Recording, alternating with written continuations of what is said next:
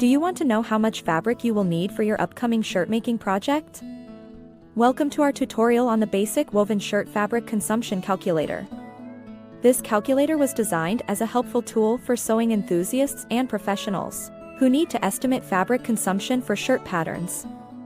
In this video, we will give an overview of how this calculator works and what factors it takes into account.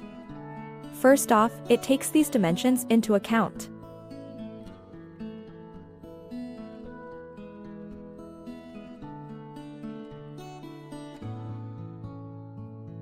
Once you input the necessary measurements into our calculator, it'll give you the fabric consumption.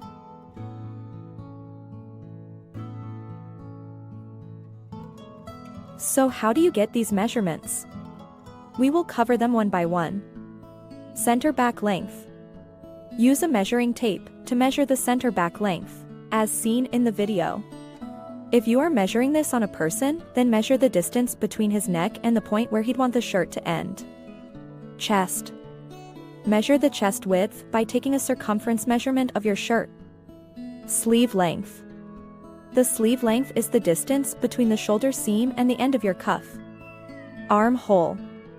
For measuring armhole, you need to measure the circumference of the sleeve attachment point. Collar length and collar height. Measure the length of the shirt's collar by measuring the length of the base plate of your collar. For collar height, calculate the distance from the base of your neck to the top of your collar. Pocket width and pocket height. Pocket width is the distance between the sides of your pocket, and pocket height is the distance from the top to bottom of your pocket. Cuff length and cuff width. For measuring the cuff width, we need to measure the circumference of the cuff. And for cuff length, find the distance between the two endpoints of your cuff like this image. Across back and yoke height. Measure the width of your shirt across the back, from seam to seam. This measurement is usually taken at shoulder blade level. Now, take a vertical measurement from the shoulder seam, down to where the yoke meets up with the body of the shirt. This distance is equal to your yoke height. Placket length and placket width. The placket is the area between the shirt's collar and its buttons. Measure its length from the backside of the collar down to the bottom edge of the buttonhole. Measure its width from one side of the placket across to the other side. Fabric wastage. It mainly depends on how efficiently you were able to set your patterns on the marker. When you will be placing your patterns on your fabric, some areas of your fabric roll will inevitably remain unutilized. If you are just getting yourself acquainted with the cutting process, then we recommend setting the values of fabric wastage to at least 20%. And trust us, it's not a high number. Usable fabric width. You won't be able to use the whole width of your woven fabric for shirt making. Why? Woven fabrics have selvages on both sides. Those areas need to be discarded during your calculations.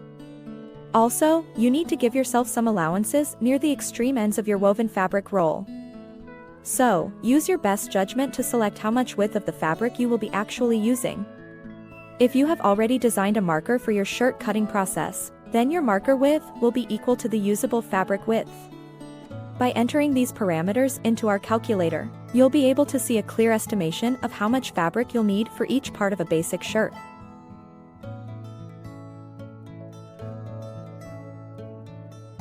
The calculator mentioned in this video is available in the description below. Please feel free to leave a comment if you have any questions on this topic. And don't forget to subscribe for more useful videos like this one.